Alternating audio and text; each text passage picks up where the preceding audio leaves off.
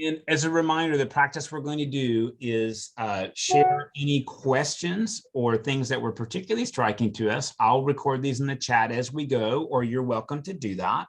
And then at the end of our turn, please invite somebody else to share.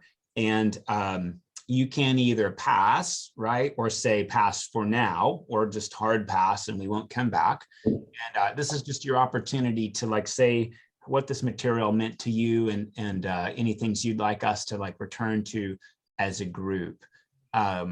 Reminder, we're trying to talk about how this affects us. So we're going to avoid like omnibus discussions about what's wrong with the world or other people. Okay. So I am going to invite John Leedy to share first. Good morning, all. Well, I mean, this session is about hospitality, and I have to say that my first thought has to do with perhaps a touchy subject, but hospitality associated with those folks that we're bringing over from Afghanistan, and hopefully we will be hospitable to them when they arrive, and provide them with a way to find a new life away from the awful life, no doubt, that they were going to have to live under the current leaders or rulers of Afghanistan. And I will pass this on to Bonnie. Good morning, Bonnie. You might want to turn on your audio.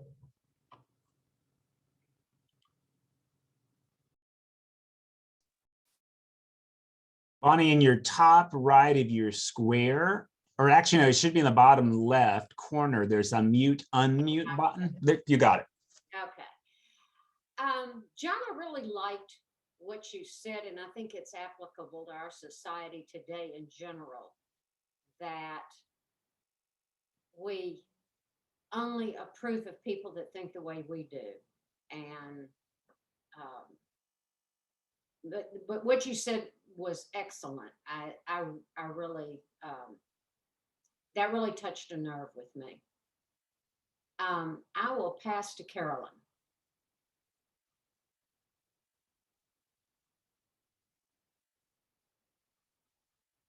Carolyn? She's working on it. There. You got it. I'm working on it. Got it. Okay. Hospitable. I have thought about this in terms of what John had to say, and also this last week in terms of Hurricane Ida and the folks who are going to be coming here from Louisiana and Mississippi. I still have a good friend of ours that I haven't been able to contact in Mississippi, which is worrisome. And so I just know that there are a lot of people who are going to need our help there also, and on beyond, on up the coast. It's just horrific. So I'll pass to Meg.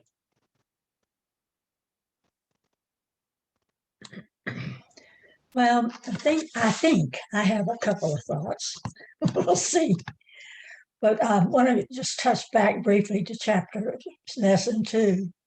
There was a particular sentence there that caught my attention. It said that, excuse me, humankind is earth with the spirit blown into it. That reminded me that, we are made from the earth, and we live because God lives in us. God is the spirit that indwells us.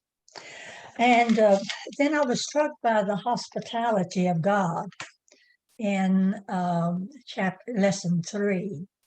It seems like I used to always I've often wondered from time to time, why God has the patience with us, that because, we're humans and humanity keeps making the same mistakes over and over again and goes through the same trials and tribulations. And so I really lesson 3 helped me understand that God never gives up. Through all the trials and tribulations that the Israelites have, and their ancestors have been through, and which God promised, entered into covenant with them. And when times got hard, God got them out of it. So I see that more now happening for those who are faithful to God, that God does not ever abandon them and does not abandon people who don't pay God any attention. But the thing is this, what we can do is rejoice in the fact that we know that we can count on God because our lives are dedicated to loving God. And I'll pass that on over to Tim. Thank you very much. I want to make one correction in the video. Abraham didn't come from Ur, he came from Urfu. So that's one correction. But I'm more interested in the story of what happened. We go from legend into history. Abraham can be documented from about 1400 BC. And I like this story because God comes down and promises him to be a great nation. And as the story progresses, you think, well, maybe it's going to be his nephew Lot, or it's going to be his adopted son, or it's going to be Ishmael. Then finally it becomes Isaac. And I think that's a wonderful story. The only other thing is, at this period, when we go to Abraham, they are still not monotheists yet. They're mono-idolatrous because they still believe, they worship one God, but they still believe there are other gods around. And I thought that was interesting. And finally, in chapter 17, you get the first use of the word Elohim. Other than that, I really enjoyed the story. So I'll pass it on to Ellen. Thanks, Dan.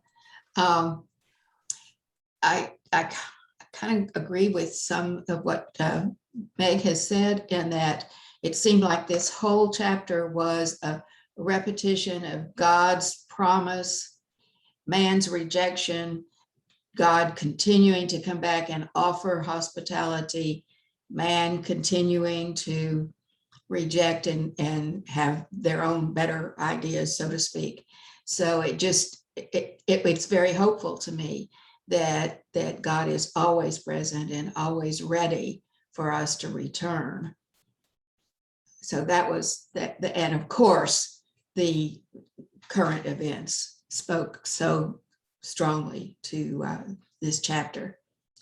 Okay.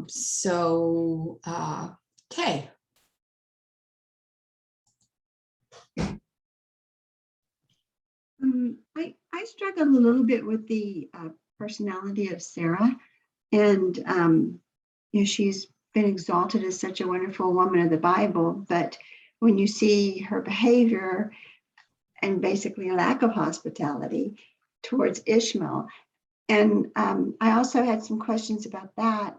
I don't understand what it meant, so that she would bear the child up on the woman's knees, and I kind of looked that up, and it's been interpreted in some places as she would accept that as her own child. So if she accepted Ishmael as her own child, how could she do to him what she did to him? And there's no evidence that she really tried any nurturing towards him. She certainly didn't keep him when she threw out his mother.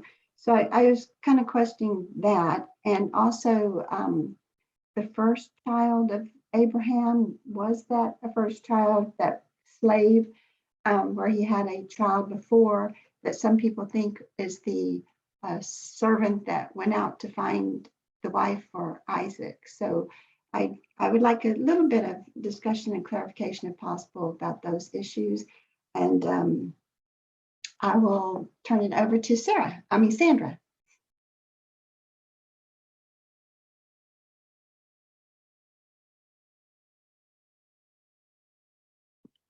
I came in late, so I didn't hear any of the lecture at the beginning. I guess I've been thinking about how God uses what he has and how, and I think of Sarah a lot because she basically was one of the main reasons, apparently her beauty and her attractiveness was one of the reasons that Abraham amassed the great fortune that he had.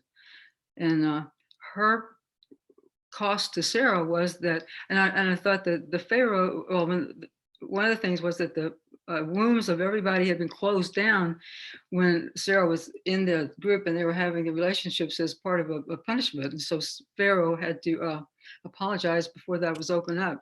And so she had a hard road to hoe for a long time. And I think it was, I know I've been around women who weren't unable to conceive, and it is really hard. And so I think the child she was expecting was a gift to her, and she did have then Isaac. So kind of disjointed. That's what I remember. Oh, I have to call on somebody. I'll call on Darlene. Darlene.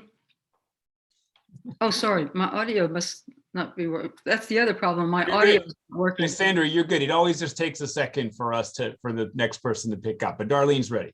Okay. Okay.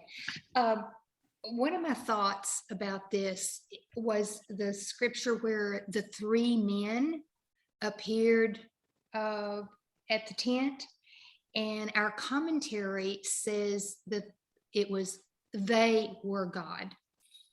All three were God. And then I know that some commentaries, and I know Mike has cautioned us about this, but some commentaries and some people think that one of them was God and the other two were angels. So I'd like maybe some discussion about maybe, what do you think, Mike? And tying that to the hospitality theme, I see God in I'm supposed to see God in everyone. And if that is my philosophy, then my hospitality must include everyone, whether it's people I'm comfortable with or people I'm not comfortable with. So that's another topic. Let's see who Herb. Yes, thank you, Darlene. When I posed to Mike a question I didn't understand about some of the readings this last week. When Abraham goes to Egypt, he introduces his wife Sarah to them as his sister, which seems strange and maybe a little over hospitable. But even the Egyptians kind of got offended by that. And later when he returns to Canaan, I think he makes a treaty with the king Abimelech about, I think, related to water rights. And later in the following chapters, Isaac does the same thing. He introduces his wife Rebecca as his sister, and then later makes another treaty with a king named Abimelech by a little different spelling. Two stories very similar that say the same thing, and you almost wonder what's the point of even. I can understand the treaties, but why would you even tell the stories like about your wife being your sister? Similarly, Lot did the same thing when he's being hospitable, bringing the angels in his house, and the crowd forms outside. He asked that instead of taking the angels, he offers his daughters. And so when you repeat a story like that many times in the Bible, you think there's some theology behind why they're telling this, over and over again. But I don't understand the point of the stories about it, not introducing his wife or your daughters correctly. So if somebody has some thoughts on that, I'd be very interested. Thanks, Herb. Would you like to invite our next person to share? Oh, yes. Is Lila there? Hi there. Thank you, Herb. I'm here. Yes, I had the same reaction as you did, Herb, about how the role of the women, and it's like Abraham's pimping Sarah out, and he made a lot of money getting her back, and that was just weird to me. I didn't understand that either. Then there's that whole business with Melchizedek, and Abraham suddenly seems to have an army and he's a warrior, and that story just seemed like it was dropped in there from kind of out of the blue. Abraham as a warrior, I'd never really noticed that before. And he's paying Melchizedek, so at least he's recognizing Melchizedek's authority. And then later seems to be worshiping the same God. So there's different names for God in these readings, as if there were actually different tribes involved.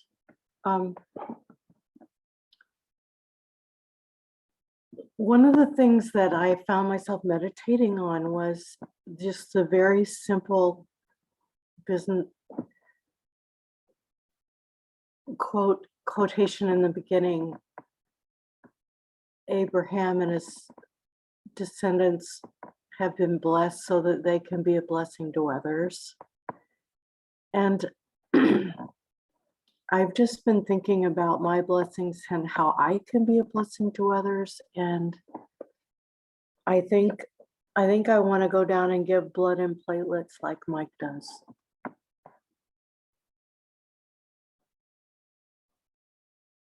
Thank you. And see, who is that, everybody? No, on the screen, there's Graciela and Amber. And then I have two people not on the screen. Amber. Good morning, everybody. My thoughts, I really appreciate what Kay and Herb were saying, because sometimes whenever I'm reading stories about women in the Bible, I come up against a lot of really difficult thoughts and feelings, just because they do seem to be treated with a lot of disrespect that goes beyond even what we would consider cultural norms of the time. So you can't really just say that things are, oh, well, that's how it was back then. Like Herb said, even the Egyptians were offended, and they were people living then. And it seems that women who are very praised as godly women are women who were compliant. So that's challenging for me. And the main person that I, think about and thought about in this reading and have and other points in my life is Hagar, because she's really not treated with any hospitality. I mean, I would like to believe on a personal level that, God treated her with hospitality while she was in the wilderness, but she really seems just like a victim of human trafficking, honestly. I mean, I have all these questions that aren't answered through her story, which was, did she want to have the child that she had? Was she actually willing to give it up? Did she actually want to keep it? Did she want to go with him into the wilderness? Or what, I mean, there are all these questions about her story that are left unanswered. And all of them, I feel like, have really brutal answers, regardless of what the answer is, or a brutal outcome for her as an individual.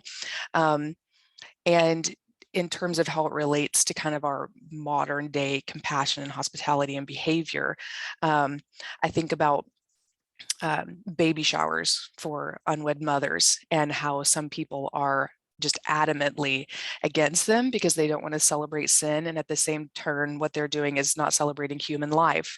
And of course, all human life is touched by God and precious. So I just feel a lot of anger reading that story, to be frank, and I don't have a lot of great feelings about any of it. So I don't know that I have anything super positive to add this week, but I deeply appreciate everyone's comments. Thank you. And so Graciela, can I invite you? pass. I'm just listening. Thank you. Okay. Thank you, Graciela. Well, thanks everybody for taking a turn. So I've tried to put some of the things to return to in the chat, and there's a lot. And I guess I didn't really share what stood out to me, but you're going to end up with a lot of it anyway. Now, look, if you're like, hey, hang on a second, there's the hand raise function, or just throw something in the chat. But one of the things that I think is probably really helpful to talk about just for a second is something most of us don't realize happens in the Bible, which is that when God gives the Torah to Moshe on top of Mount Horeb or Mount Sinai, we'll read about that in Exodus. Our rabbinic tradition says that God actually gave two Torahs, the one that's written and oral Torah. The oral Torah is passed down mouth to mouth from rabbi to rabbi. And that actually sort of became this like, there's sort of like trade secrets, right? And because you've got this idea that God is passing down like a second Torah that's kept by like rabbis, it sort of creates this position of power and authority, right? And that starts to get printed later on. Like the invention of the printing press is when this starts to come out, like, and this is what we would call in Hebrew tradition the Talmud, which is like the Torah plus rabbinic commentary, or we would call it the Gemara, which is like the text, the commentary, and the commentary on the commentary. And that's when the oral Torah gets fleshed out. And this may sound like I'm not saying anything here, but let me show you kind of how this looks. I've told you all before that this is sort of how Hebrew looks. It's written from left to right, and it does not have vowels in it. So what you're looking at right here is Chet, Late, Lamet, Beit, which are three consonants. When you put them together, they actually can mean two different things depending on which vowels you assigned. Now, there's not hard and fast rules. And what's interesting is if you were to go to Israel today and pick up a children's book, you would see that vowels have been put under the line to help kids understand what vowels go with this word. So look, they're just these little things under the letters. You can insert that in a scroll, just as little dots, and it's instructive, like these are the vowels. The reason I'm showing you this particular word is because many of you have heard of the kashrut or kosher prohibition. Don't boil a kid in its mother's milk, okay? Well, it turns out this is the word for milk. But if you put different vowels with it, it is also the word for fat. Now, you might say, that doesn't make any sense. Well, you know, the Torah has this happen a few times where there's a prohibition. If you find a nest of birds, you can either have the mom or you can have the eggs, but you can't have both. And just think about that sustainably. If you eat the mom and the eggs, there'll be no more birds, right? The reason I'm sharing this with you is, number one, why do our Jewish brothers and sisters hear that it's don't boil a kid in its mother's milk? The answer is rabbinic tradition says it's milk, not fat. Every Hebrew scholar I know tells you it really should be translated fat, not milk. Because that would be consistent with the Torah. But the rabbinic interpretation is it's milk because that's what God told Moses. That didn't show up in the book. The rabbis know that. So some of that we're up against. Now, the reason I wanted to show you this is because this speaks to Herb's question about replication of stories. Don't boil a kid in its mother's milk actually shows up 3 times in the Torah.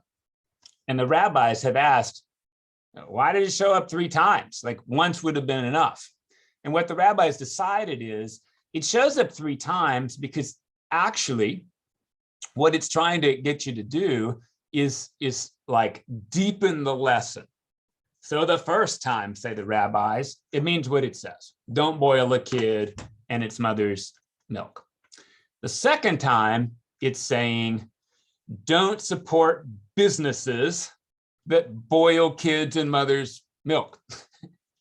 The third time, it's saying, don't profit from this enterprise. So the rabbis say the reason it shows up 3 times is so that you can consider not just the sort of the obvious reading, but that so you can deepen and deepen the practice, because this is somehow really important. So Herb, I don't know that I can tell you why this thing with the wives happens 3 times, but the rabbis would say it happens 3 times because each time is asking you to deepen the rule. Now, what's the rule? Don't pretend that your wife is your sister. I mean, look, that's a funny thing. I don't think anybody would have a hard time practicing that rule, right? But it is, I think, you know, when you follow this out, what Abraham really does is tells like half truths. And so this is a consideration about honesty and vulnerability, perhaps. In each story, notice who the hero of the story really is. It's the pagan king. It's Pharaoh, it's Abimelech, and they're like, oh my God, like Abraham, why do you think so poorly of us? Because we're not your people. Like we would have done the right thing if you told us. And that's a really interesting read that is possibly built in, and it is possibly there to force us to confront our own xenophobia multiple times. When you read Exodus, Egypt is bad, but look, Pharaoh's better than Abraham in the story, right? When you read through the book of Joshua, Canaanites are bad, but look, Abimelech is like respectful to the lady's wife and really grieved. So I think it depends on like who we read to be the hero of the story and what we're meant to do. I hope that's helpful. And Herb, I don't think that's the answer, but it's a way of like thinking about this. How do we really deepen the lesson? Did this really happen 3 times? I mean, to be honest, that's a stretch. Is this an important story around either xenophobia or around the practice of honesty? The rabbis say, yeah. Okay, thank you.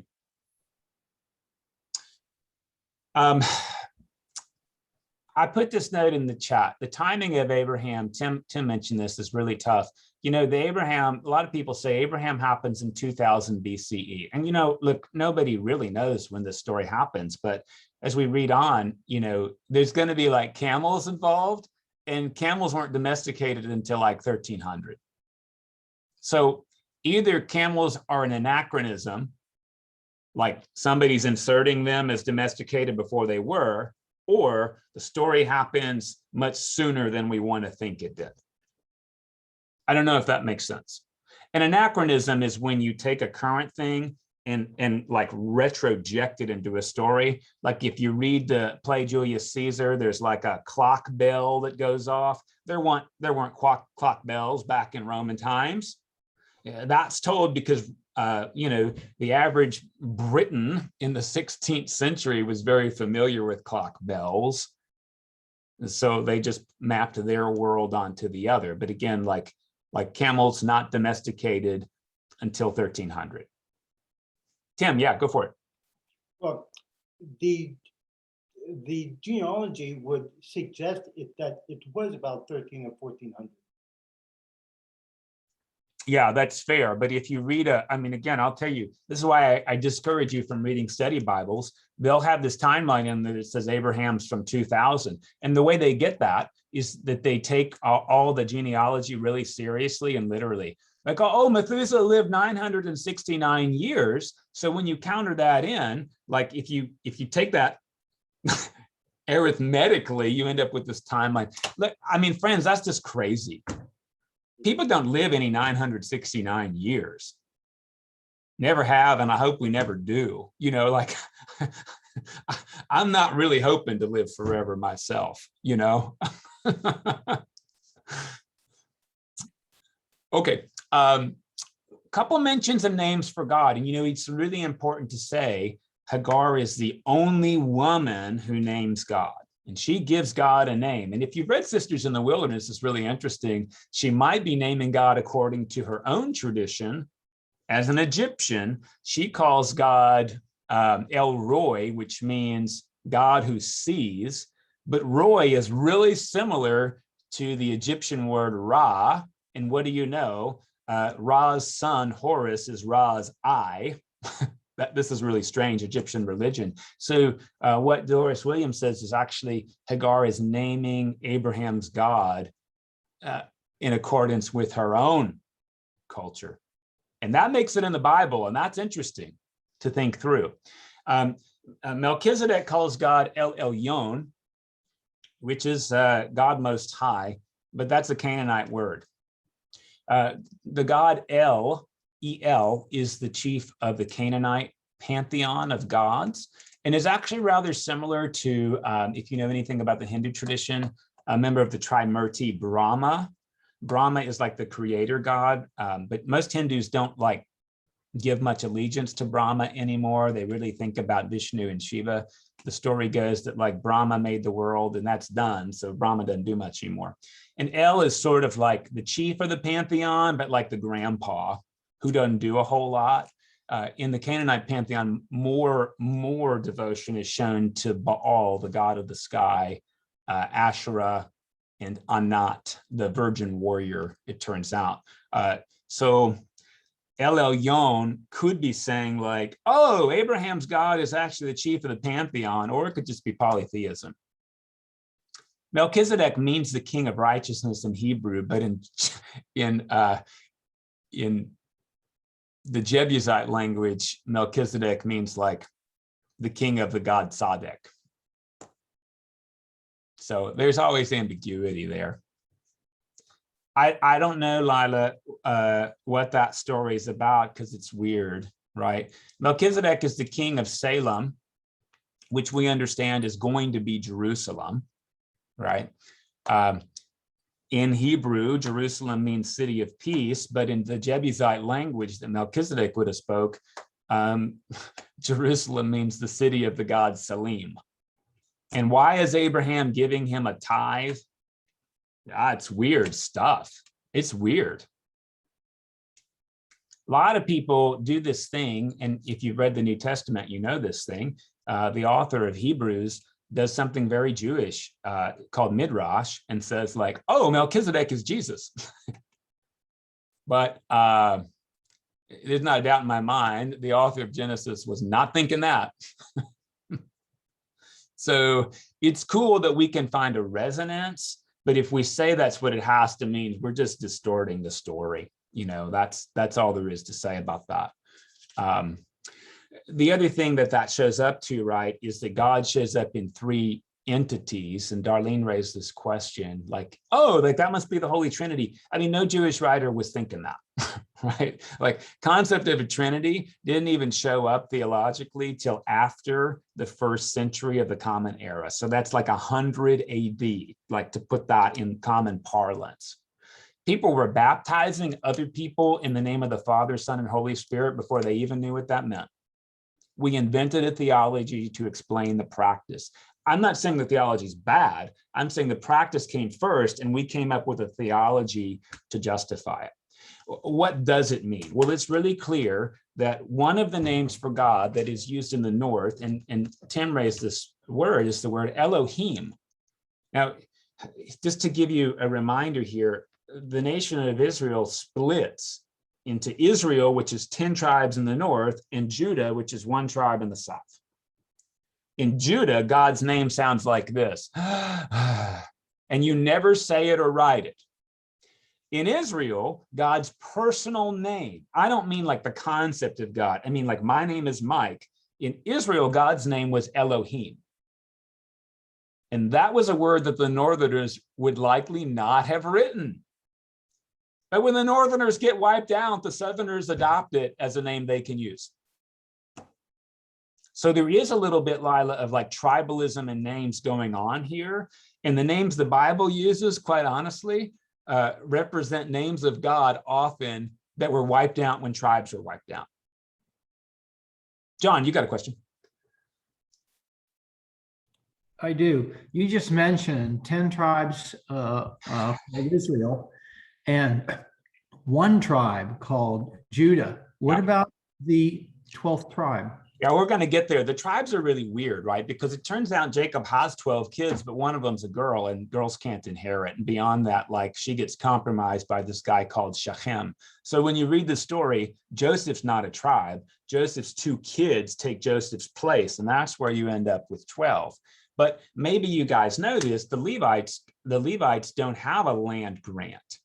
So 10 tribes essentially with land grants get wiped out. 1 tribe with a land grant, Judah, remains, and there's Levites in both places, right? So there's Levites around in both places. That's sort of how that works. Hey, this is a really interesting thing we've raised, is the repetition of God's promise and humans' rejection. And, you know, like, I just want to share with you, I think we do a really tough disservice to the story when we anthropomorphize this. The question I've often heard in church is like, well, I just can't believe God is so patient with human frailty, or like, why does God put up with this? And I just think that's the wrong question. The story is not about God's patience. It's about God's willingness to keep going forward.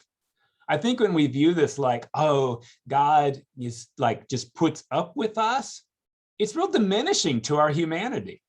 The story is like, why do you put up with your kids? You don't put up with your kids, you love your kids. And I think that's the frame we ought to read here. God's not put out to return to Abraham. God's delighted to return to Abraham. And that frame shift, I think, is real important in our spiritual practice. That's just my idea anyway. The other thing that we notice, and somebody drew this out really well, Kay, thanks for doing this. Abraham's got a lot of contingency plans. And by the way, like, I love contingency planning. Notice Abraham's contingency planning. He's 90 and Sarah's 70 when they leave their whole heritage and legacy both, right? They leave.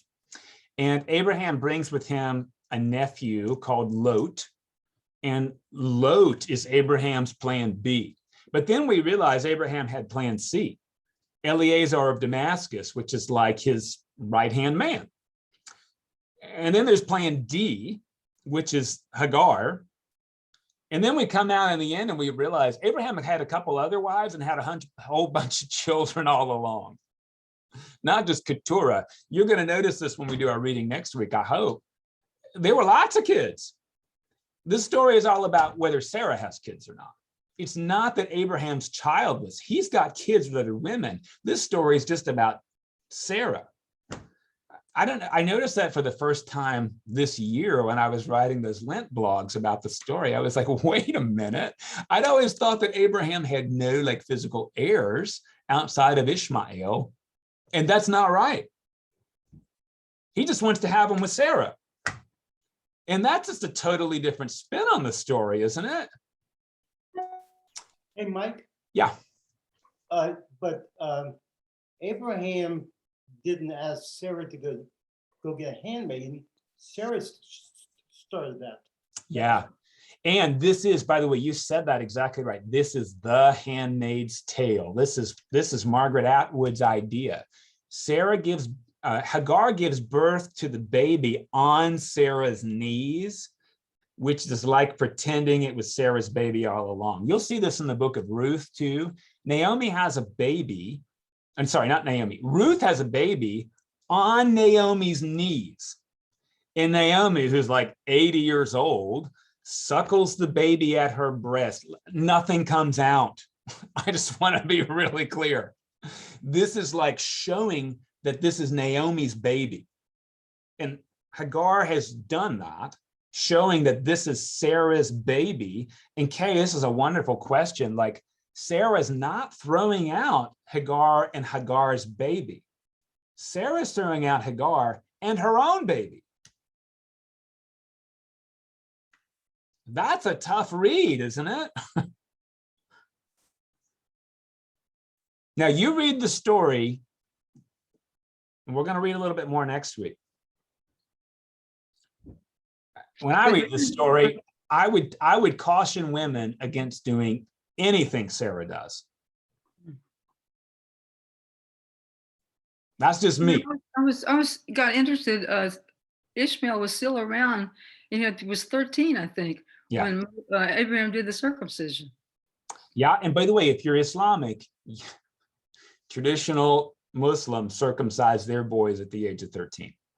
Oh. Now, that doesn't happen in the Muslim world today in most places, but that was the deal, right? And that was your rite of passage into manhood, not being cut into the covenant when you're 8 days old, but you were circumcised at 13. And that was the rite of manhood, because that's how the story goes. Notice Abraham circumcises himself when he's like 95 with a flint knife.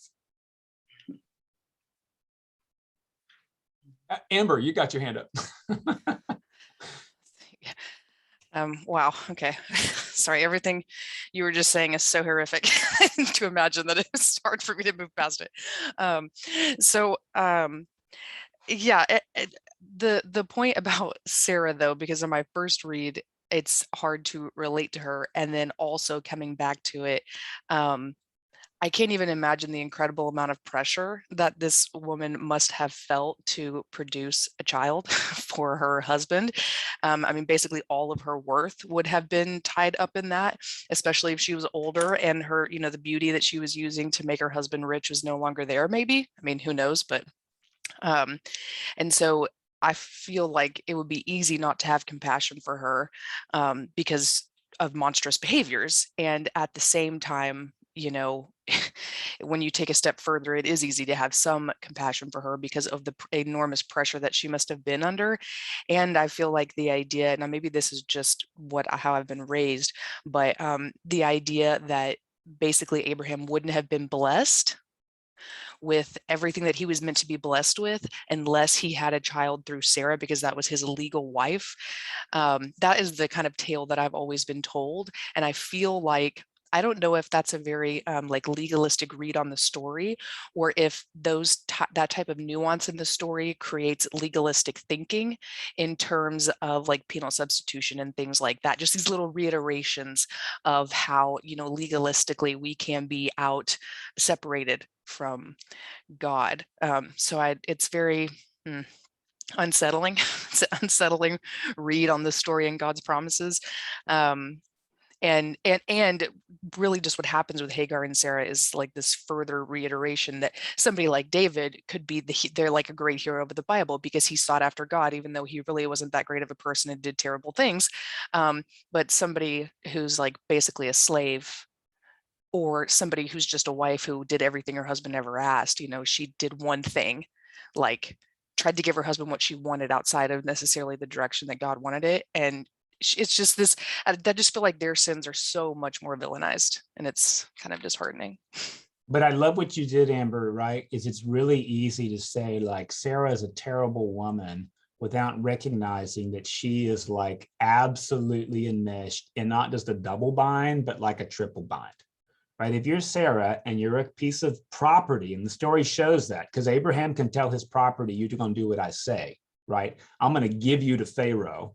I'm going to give you to Abimelech. She's got like no agency. Then the time she wields agency, it's like, I don't know if I would have made that choice. But we have to keep in mind, right? She didn't have a lot of choices. If she doesn't produce a male child, she's just a deficient piece of property. Not a deficient human being, a deficient piece of property. And then when the miracle happens, right, that she has this kid, it's maybe easy to have some compassion, like, hey, like I've struggled for this, and I'm going to make sure that my kid gets every advantage possible. Now, we could say, I don't like that, and I don't like that. But women have some more freedom than they did back then, right? And this is the tough bit of the story, is to think through these structures. Often, Sarah's going to tell Abraham what to do, and he's going to do it. But do notice that he tells her what to do when it regards her body, her sexuality. This is interesting, tough stuff, and it is structural. And this is where I think it's really important to remember in this story, we could read it as, here's the moral rule, and they all fail. But I don't think that's a helpful reading for how we ought to practice it, because there's a lot of structural things. It's really hard to come up with a moral rule without recognizing the structures that are at work in the back. I don't know if that's helpful. It is. I think that if you, at a certain point, the stories like this, of course, there are cultural things and like systems of like the time period that are in play, right? That have nothing to do necessarily with who God is. But when you start asking yourself who God is and you start reading these stories and you look at it as very prescriptive, it's just easy to get into some kind of, terrible territory. Yeah. Yeah. And, I think what's like this really helpful practice, even it's super hard when you read a story that's like, oh my God, I can't believe she did that, right? Is to like think, okay, the character in the story must be doing the best they can with what they have. So how could we give characters today more so that they can do better? Mike? Yeah. I don't mean to, absolutely defend Abraham, but in the marriage contract at that time, if Sarah could not produce a child, she was required to go out and get a handmaid. Is that correct?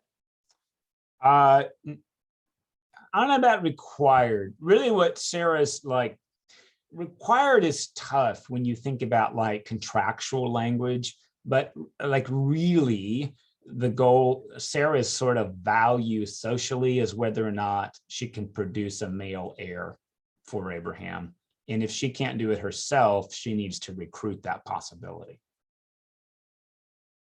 Yeah, I think that's fair, but I don't know about like contractual, because let's keep in mind there's not really like courts and case law like we now have, right? But there was a covenant between the two. Well, sort of, but keep in mind that a husband can kill his wife if he wants to. So, later in the Torah, we're going to read that husbands shouldn't be able to do that without consequence, but this predates all that. And who's going to adjudicate it? At the end of the day, Abraham's legal defense is my stuff. I'll do whatever I want with my stuff, including kill her. Or she'll be burned on my funeral pyre with me. John?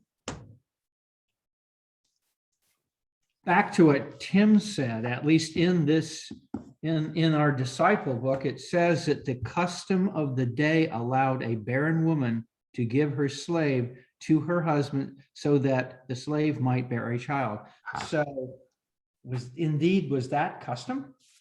I mean, or was it not? When we talk about customs, right, it's just important to say like, that's something you can do. Let's just say it that way. It's something you can do. And it seems like people did that. And in that sense, right, it's not super different from African slavery in the South, where slave owners don't just own their people's work, they own their people's bodies. And when you own somebody and there's no agency or mutuality, that's what we call rape.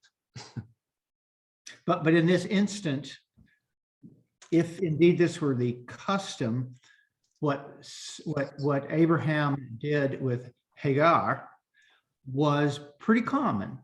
It was not something that was out of the ordinary. It wasn't something that was just in this story, from what I gather.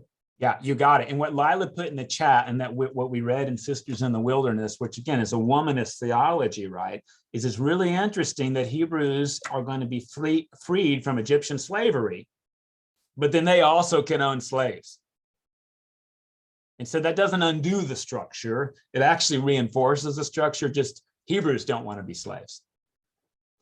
And that's a tough bit, right? Again, it helps us think like compassionately, but hopefully what it points us out to is not just turning tables, who's good, who's bad, but to pay attention to what Walter Wink calls powers and principalities, which really amount to structures. Structurally, this is really tough. And what Sisters in the Wilderness does is says like, hey, listen, we'd like to believe that God is always about liberating, but God sends Hagar back. God says, Sarah's going to abuse you, but go back. Whoa, that's tough. What Dolores Williams ends up saying, right, is like, hey, it's hard to raise a baby in the wilderness. Fair point. She ends up saying that God may not always be working toward liberation, but God is helping survival. That's maybe descriptive, but this is tough. Again, like, what do we want to emulate in these stories? Hopefully these stories are not just something we criticize, but they invite us to consider what are the structures operating then and now. Remember, and I don't want to bother you here, but it might bother you. We like to think that people like were married back then like they're married now. In the Bible, you're married when a man has sex with you and pays your bride price to your dad. There's no mutuality. So when we talk about, hey, what's the biblical theology of marriage? It's not great. It's not anything you guys want to do. Now, the rabbis lift up some really cool things, like when you can be naked physically, spiritually, emotionally, and unashamed, like that's a high view of marriage. But like the way it works on the ground is, man has sex when he wants to, and if he's got money to pay for her, then that's marriage. So I'm not real interested, to be honest, in my daughter living into the biblical view of marriage. I'm not interested in living into the biblical view of marriage. And I can tell you, when I went to get married, it was really clear that if I asked my father-in-law's permission, the answer from my wife was, no, I'm not marrying you because I don't belong to him. You know how the dad walks the bride down the aisle and gives her away? That's what that's from. She belongs to him, and he will now give the commodity to the man. Now, we may not look at it that way, but symbolically, that's what it means. And it comes from this. So I don't ever ask who's come to give the bride away, and I refuse to. I say, who's come forward to bless the marriage? And the answer is usually her mother and I do, you know, even if just dad came down. It's okay to play with tradition so that it's like life-giving, by the way. I think so. John, I don't know how to answer you about when Abraham became a warrior, because he's like 95. Let's just be honest, right? Like, that's not going to be a real strong warrior. It's weird. And by the way, it identifies Abraham as a prophet. I don't know what Abraham does prophetically. There's some other weird stuff that our Jewish brothers and sisters notice. Abraham has 318 troops. It's going to sound really nuts, but that number shows up in Egypt a lot, and it's really clear in Egyptian stories, like what that means. That is actually the sum of the 12 prime numbers that occur between the number 7 and the number 7 squared. 318. Now, you might think to yourself, what the heck does that mean? Well, we don't know, but we know why that's why 318 shows up in Egypt. It's because of that fun mathematical fact.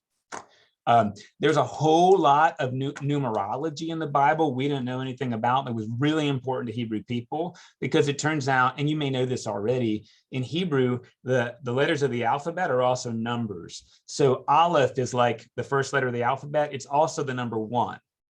And Beit is the second letter in the alphabet. Beit is also the word for number 2.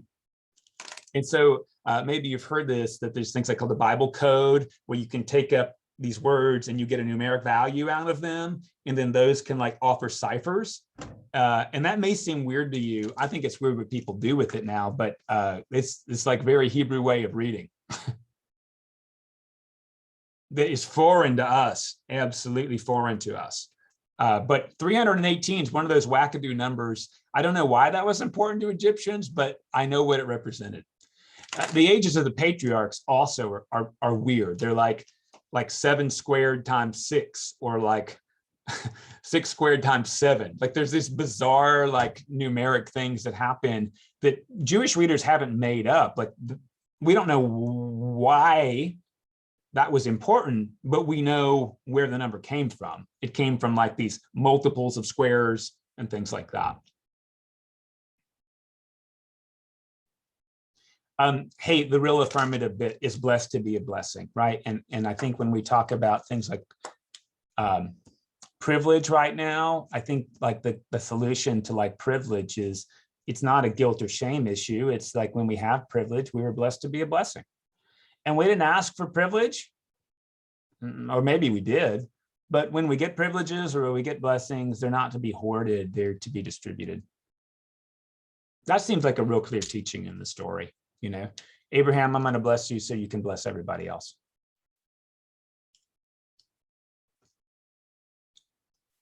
I do hope you know, it's important to know that circumcision was actually pretty widely practiced in the ancient Near East. Jewish people didn't make this up. Egyptians circumcised their kids, and so did Canaanites. The Hebrews circumcised more. That means like they cut more foreskin off. It could have been like only the bottom half of the foreskin was cut off, like the dorsal, the ventral side. But Hebrews cut off dorsal and ventral, if that makes sense.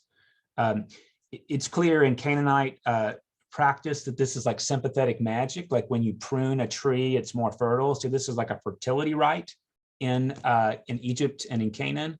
And again, like Hebrews are visibly different Hebrew men because they've done the whole thing, if that makes sense.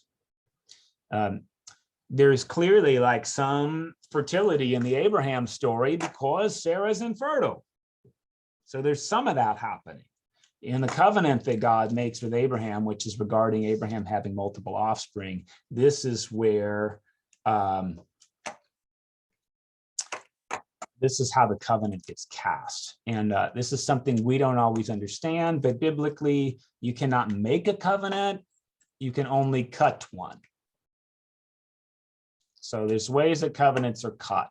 They're never made. It's never a contract only. Notice that Abraham cuts a covenant with God when he cuts a heifer in half and they walk through the pieces. And in the ancient Near East, this was like the most solemn of pinky swears, one of two anyway. The way you do it is you walk through the pieces and you say, if I don't keep the covenant, may I be like this heifer. So it's like a solemn promise that you'll cut me in half too.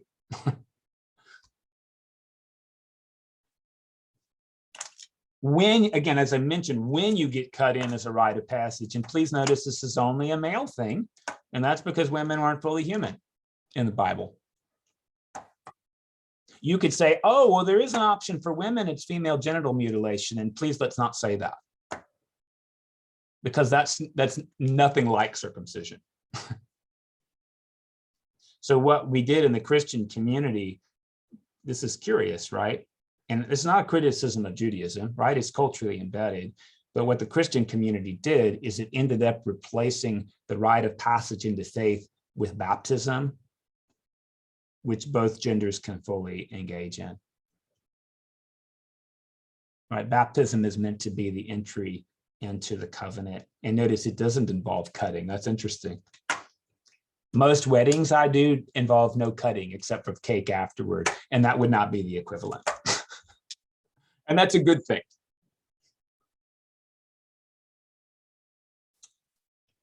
Lila mentioned this phrase. I brought this out before. Abraham, God says, I'll make your kids as numerous as the sand on the ground or as the star in the sky, right? Which doesn't literally happen. Let's be honest, does not literally happen. And it says, Abraham believed God and credited it to him as righteousness. The Apostle Paul reads that as Abraham's belief in God equals righteousness. Like it's the work of faith.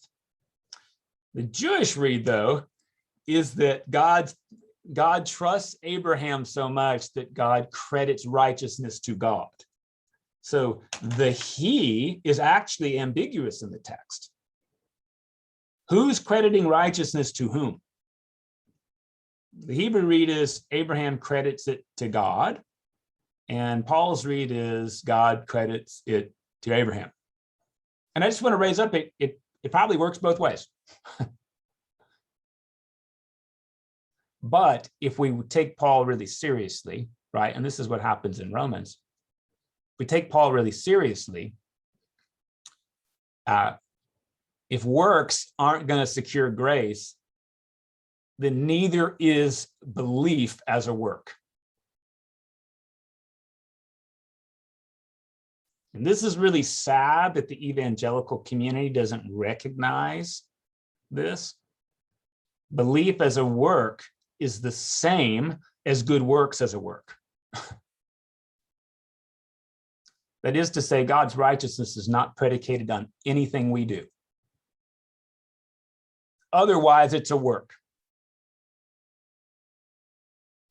The difference between gifts and rewards is you get gifts no matter what. So if we want to take Paul seriously, it's not like you have to believe anything about God for God to treat you righteously. That is where I choose to hang my hat. Because otherwise, belief as a work is real insecure and sad.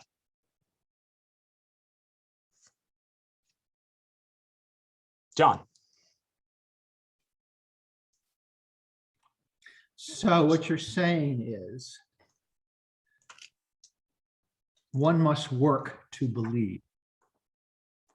No, Belief doesn't. and I don't think so. I think really the way this probably works is that that God's gifts abound no matter what we do with them, but like the discipline of faith is so we can enjoy them. But they're there anyway. I've always been told, hey, God gives you this gift of eternal life. You just have to open it. If I ever have to do something, we're not talking about gifts anymore. We're talking about rewards. So anytime rewards at stake, anytime I have a moral principle or a moral rule, what I'm creating is a category where people deserve to be punished if they don't follow it. And I don't believe in that God anymore. So when people ask me, hey, what's the rule on abortion? Here's my answer. I'm never going to have one. Because I can't. The problem when I say God hates abortion is that God hates women who have abortions, and I just can't go there. I can't go there. And I would discourage y'all from going there either. Anytime there's a rule, it means there's a punishment and people deserve to be punished. And I just don't think that's the God of faith. I don't. Hey, that's a slippery slope. What do we do about rules? Well, I think what we do is we come up with variables that are really important that involve things like consent and mutuality and containers of trust, right? And for us, I think the rule, if you need a rule, the rule is curiosity and empathy instead of judgment. The rule is to presume that people are doing the best with what they have. And if that doesn't seem like the best to us, then we need to give them more so that they can do better. But we give them more. We don't judge them more.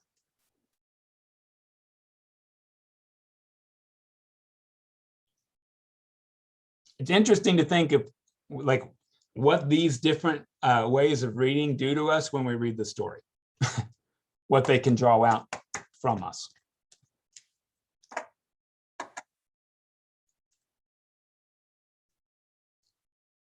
It's really tough to read the Sodom and Gomorrah story and say, those Sodomites deserve to die. That would be such a sad way for us to live. Don't you think?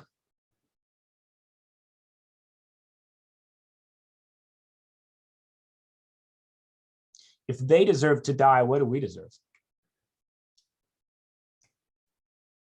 Now, I've met a lot of people in faith who say like, oh, well, like, you know, our prayer life and our faithfulness, that dictates what we deserve. Isn't the whole point of grace, though, not about what we deserve? And if that's how God behaves, like, why would we settle for less? What the Sodomites are doing, right? This is not a text about homosexuality. This is a text about rape and showing who's in charge. Right? When a man rapes a man, he's treated a man like a woman, which is less than a man. There's no homosexual orientation in this story. This is sex as domination. By the way, I don't believe sex is about domination. I understand that's how animals use sex. Often. I understand that's how we could use it as human beings. I just hope that's not what we settle for. John? Yeah, I have been thinking about this story, and you kind of brought it up. So you have Lot in Sodom. Yeah. And angels or whomever come to him. He puts them up in their house. The people in Sodom, men in Sodom, come to his door and say, give us those people so that we can, as you said, dominate them. And Lot says, no, you can have my 2 daughters. Based on what I read, that didn't happen. Doors closed and the people go blind. But fast forward, and you've got the 2 daughters in the cave with Lot, and they get him drunk and they have sex with him, and that ends up with 2 pregnant women, and they become their children become what, the Moabites and the something else. Anyway, is this maybe them showing a little attempt to dominate him? Let's read this compassionately. If you're these people, as far as you know, the whole world just blew up and the survival of the species depends on you. The story, I think, is also telling you later when you read about the Moabites and the Ammonites who end up being arch rivals with the Israel, like, hey, those are actually members of our family. And you can say this is family gone awry, but what's really interesting about Genesis is it connects all the people of the earth together. And I feel like Genesis is inviting us to resist xenophobia. So you think that the 2 women or the 2 daughters did what they did for the survival of the human race? Yep. As opposed to the fact that they just couldn't find husbands, or the husbands weren't available. It's not like there were no people on the planet at that point, or even people knew where they were. Yeah, how'd they know that, right? If you lived next to Nagasaki and you saw that city explode in a mushroom cloud, how did you know that there was anybody else left? Okay. I'm just saying, they might as well be a compassionate reading. I don't think they're trying to swindle their dad out of anything. I think they're trying to produce offspring. As opposed to, doggone, we don't have access to a husband, so we're going to make up for that by okay. I think there's always multiple readings, John. I don't know that he's wrong. I think the question is multiple readings ask multiple questions. But it is nice to have like a plurality of readings so that we have a plurality of questions, because I don't think texts, it's not like we ever know the author's intent. We have to imagine that. And frankly, we usually do and think we've got it right when, again, there's a lot of ambiguity. Tim asked this great question: does God ever show up as female? It's a tough one to ask. There's some feminine imagery for God in the Hebrew Bible, some. What ends up happening is this kind of odd thing. And we read it in church a couple weeks ago, like the glory of God shows up in a cloud around the temple when God enters the temple. And that glory is called the Shekinah, like this visible glory of God. And that's a feminine word in Hebrew. So that's like a feminine aspect. I don't really know how to answer this question. It's pretty tough. There's let's just be fair. In a patriarchal culture, God is assumed as the ultimate patriarch. I think that's pretty fair. But there are some resistive readings that show up. And look, if you know anything about Judaism, there is this mystical brand of Judaism that comes around in the 11th century called Kabbalah, which is, by the way, only for men. By the way, women can't be members of the Kabbalah. Madonna thinks she can, but like the rules say she can't. In the Kabbalah, when God creates the world, God makes room for the world inside of God, like a pregnant woman does. So that's a very strong feminine image. I actually really think it's lovely that God makes space for the world inside of God's self. But that's like a one-off. It's not a dominant image. And the Shekinah is the same thing. It's sort of like the Virgin Mary, which our Roman brothers and sisters have inserted like a feminine image into the Godhead, which is like cool, but just notice like the Virgin Mary's not in the Trinity. She's like this like intermediary, just like many of us had at home, like dad's real mad, let's go through mom. I mean, that's just sort of like how that can go. That doesn't mean that's how it has to be or that's how it is. It's just that's like been the perception and the practice. So I think we'd be pretty hard pressed, even though we can talk about like some feminine imagery, to say that our Hebrew predecessors perceived of God as feminine. I think that the groundwork is there for us to do theology that way. And, you know, when we read Genesis 1 and Genesis 2, they're real different, right? Genesis 1 right out the gate says men and women are created in God's image and likeness. Genesis 2, though, is a little tougher, and we can push on it linguistically, which I like to do because I think it creates some room. But, you know, in Genesis 2, it's sort of like the man is first and the woman comes not from God, but from the man. So that's a little bit more of a patriarchal image. Again, we can push on it, and I think appropriately, but again, there's like some normalization in the text. And it's just important to remember that this text was written to a particular people at a particular time with a particular purpose. And if we universalize their culture, I mean, look, it's crazy. And this is, I think, one of these hard things that we do in Bible study is very few people I know want to universalize Hebrew culture at the time of the text. But what we do is we pick and choose elements and push them as norms. So I think the only way we can do this consistently is you either do all of it, which I'm not going to do. You're not going to do it either. I don't know anybody on the screen that's not wearing blended fabric clothes.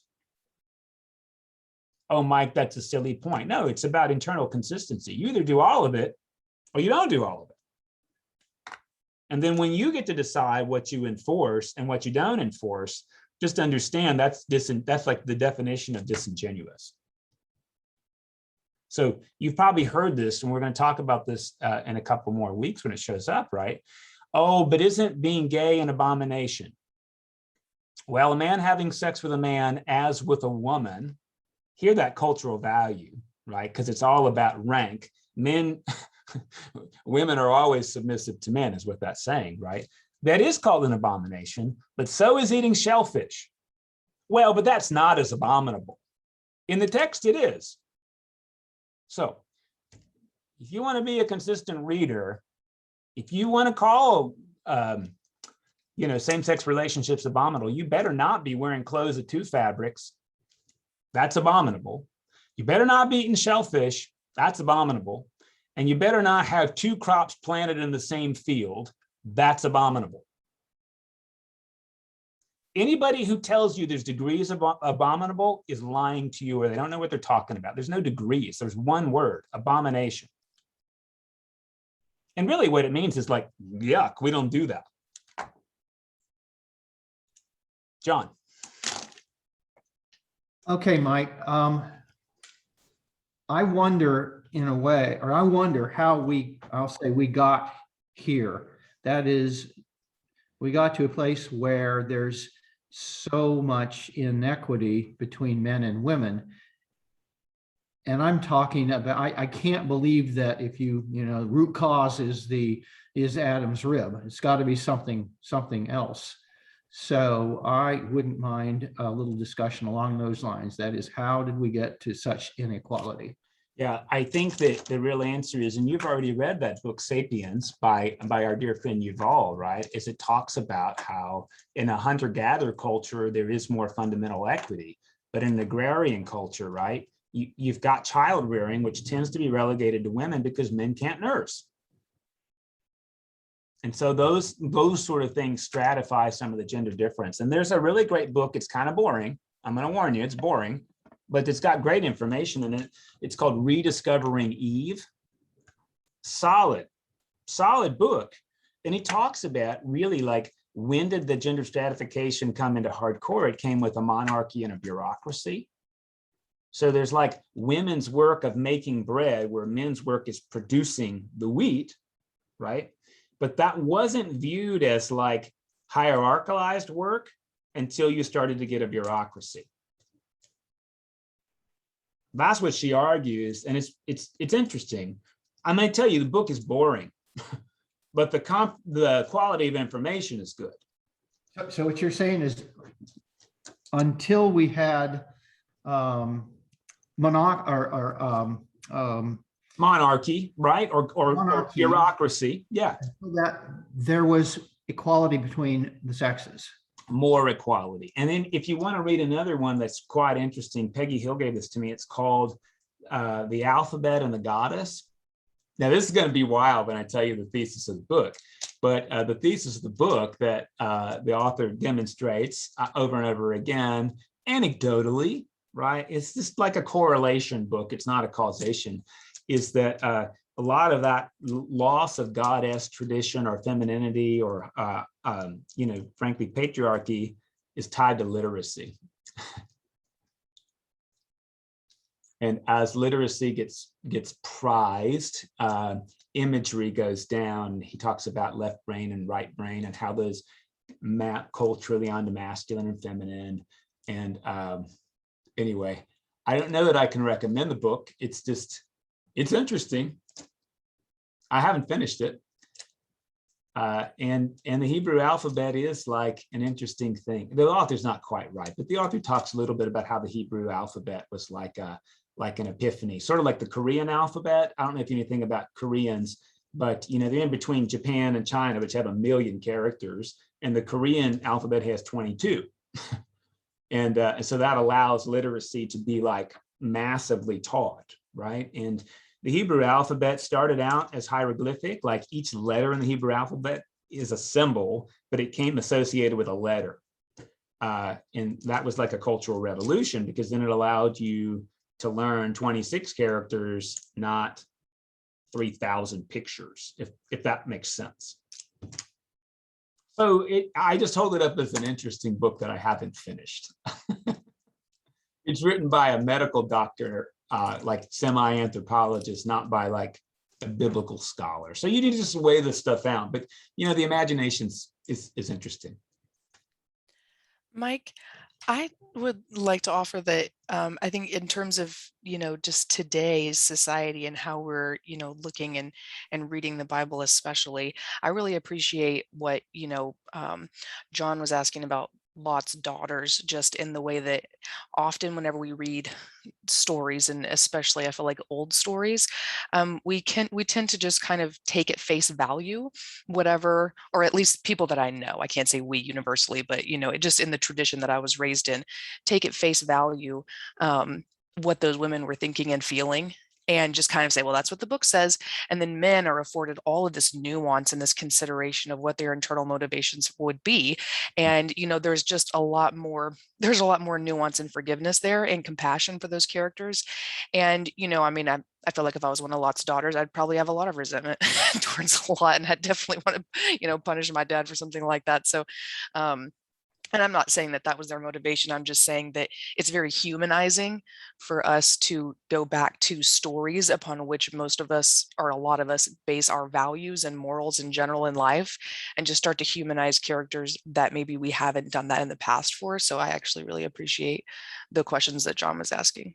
And I think they help lead to equity, I guess. Agree, right? And I think we're still at this point that a lot of us don't realize, and I'm just going to name this briefly. I don't want to like push your buttons or anything, right? But again, what do you call a man who has sex before he's married? You call him a man. What do you call a woman who has sex before she's married? You call her a slut. But if she doesn't, you call her a prude. So it's not like we've eased ourselves out from underneath these structures. Boys get to sow their wild oats. We almost expect that to happen. But a woman better not be interested in her body. Otherwise, she's a, fill in the blank. So I absolutely appreciate that, Amber. And again, it's like a good reminder to us that there are structures at work behind these stories, and there's the same structures at work now. possibly nuanced, but they're there. Okay, I want to honor our time, which means we've got to quit. So you're not going to like what I'm going to say, but we're going to read 4 and 5 next week. And that's because they're over the same information. You can choose to read those passages twice if you want to. It's just 7 chapters. That's all it is. Both weeks ask you to do the same thing again. So we're going to do 4 and 5 next week and talk about it once. We're going to read it once. We're going to talk about it once. I will see you next week. Thanks for joining us today.